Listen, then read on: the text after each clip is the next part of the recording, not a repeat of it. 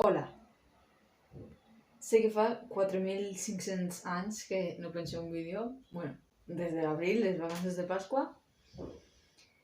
però la vida del batxillerat és molt agobiant i és molt estressant. I diu, Martina, per què va ser mega llarga? Bueno, doncs perquè en 2 dies ha passat de fer 38 graus a fer 18 graus i tinc una gelor que me muic.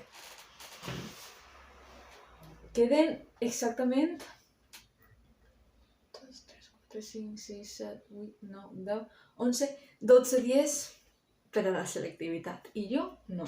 Estic bé. Com podeu observar per la meva cara de merda, que no sé si s'aprecia prou, que la cara de merda que efectivament tinc, no ho estic portant bé, He intentat organitzar-me, adjunté foto del meu calendari d'organització, no està funcionant, intenta seguir el meu horari i no està funcionant, és un horari molt ideal que òbviament no vaig a complir, o sigui que crec que de moment vaig a dedicar-me a fer tots els esquemes que puga i després ja veuré. Respecte a com manejar l'estrès, entenc que teniu la meva edat o similar i que, òbviament, com tot el món, o la majoria de persones, òbviament, no se sap manejar bé l'estrès. Jo tampoc ho sé.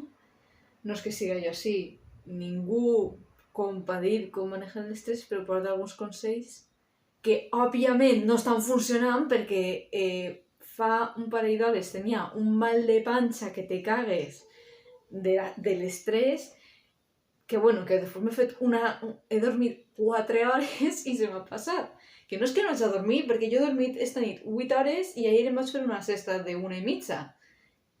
Per falta de son no és, simplement jo crec que estava potxa, he dormit 4 hores del tiró, de 2 a 4 em sembla, i ja m'ha saber.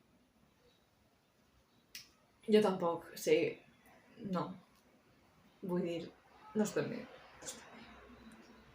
Consellets, no te passes el dia estudiant en ta casa, fes altres coses, fes esport. Que tu digues, Martina, quina puta merda de consell quan tu no fas esport. Pues efectivament, jo m'isc a passejar-me. Perquè fer esport, jo no sóc molt de fer esport, ho sé que hauria fer-ne. A veure si a partir de l'any que ve comenci més, però no promet res. Passejar-te, eixir, veure el cel, mirar a l'horitzó un ratet i, sobretot, intentar no autotancar-te en una cova d'odi, agobio, estrès i matèries per estudiar, perquè és molt contraproducent.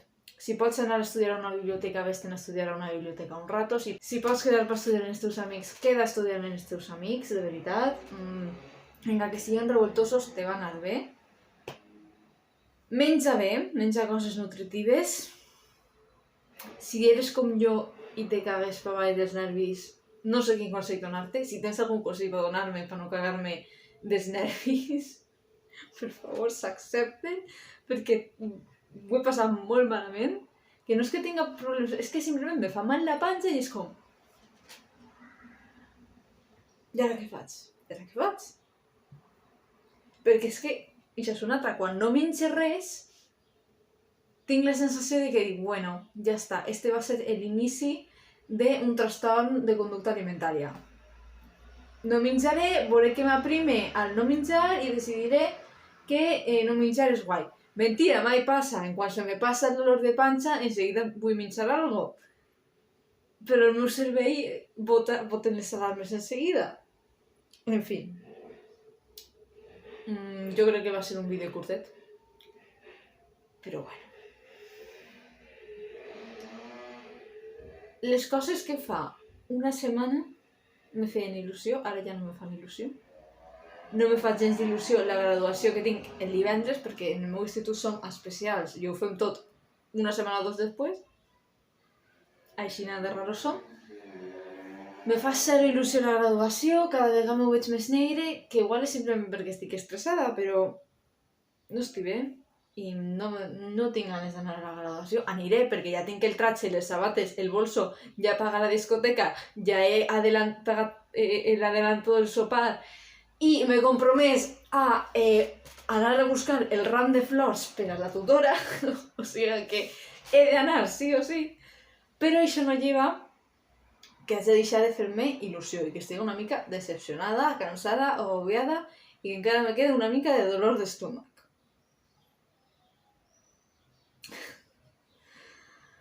En fi, xiquets,